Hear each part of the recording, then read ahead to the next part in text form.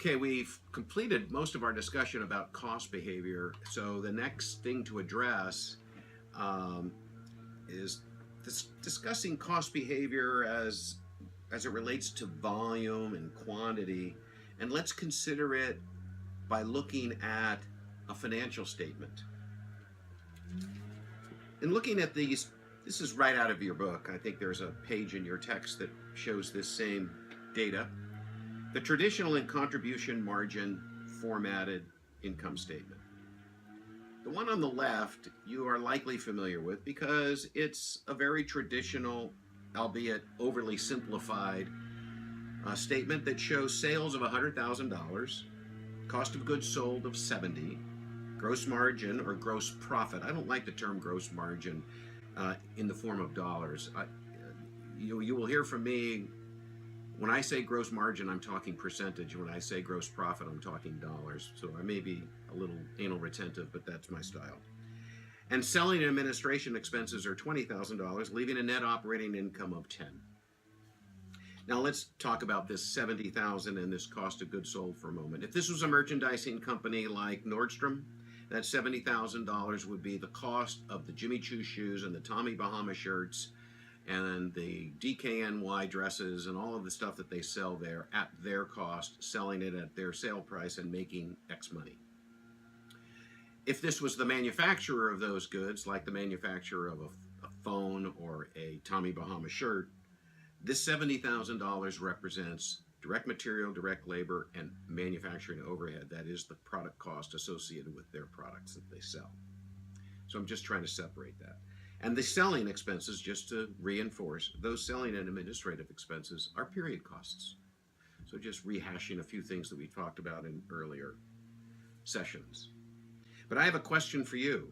Looking only at the traditional format, what's going to happen to net operating income if sales increase by 10%? Think about that for a moment. If sales of $100,000 increase by 10% to 110, what's going to happen to net operating income?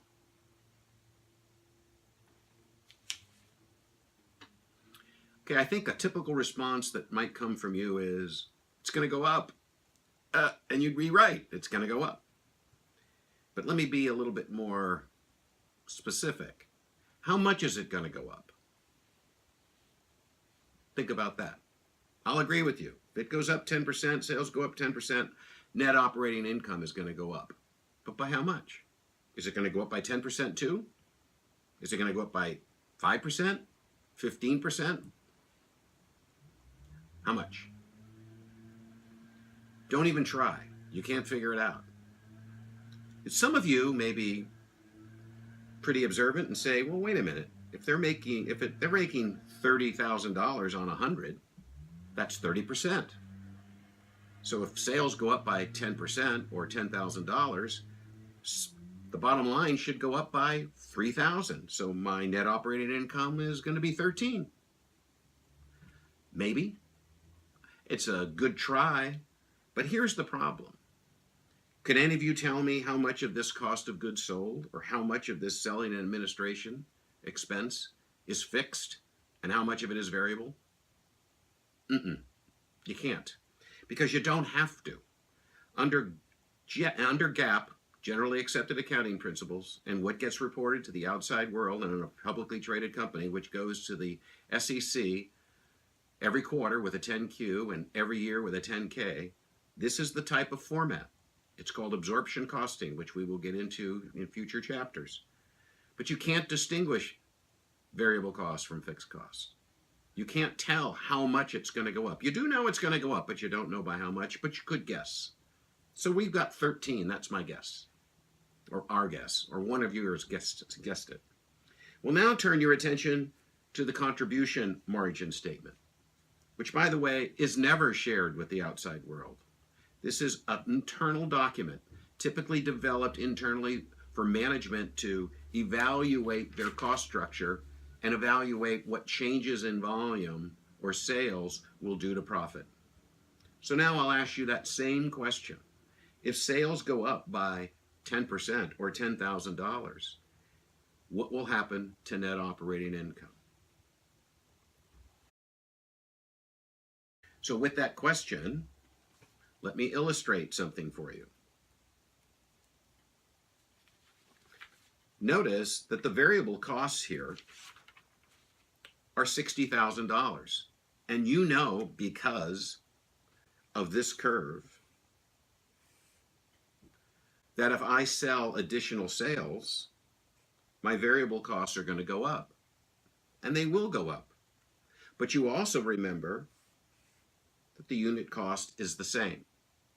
Having said that, since these variable costs are 60% of sales, I know that my variable costs are also going to go up by 10% because they must track linearly with changes in volume.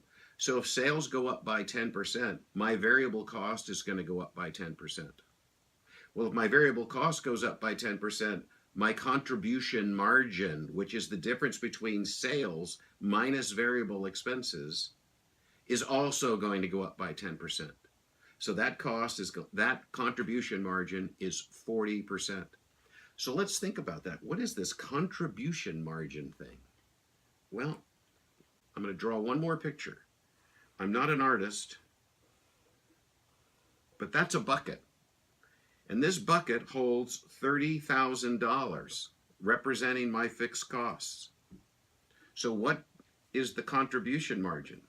The contribution margin is the profit and the margin that I've earned over my variable costs. So if I were to pour $40,000 into a $30,000 bucket, I'm going to overflow and $10,000 is going to come out representing my net operating income. So think of it as my contribution margin has to at least cover my fixed costs in order for me to have a profit.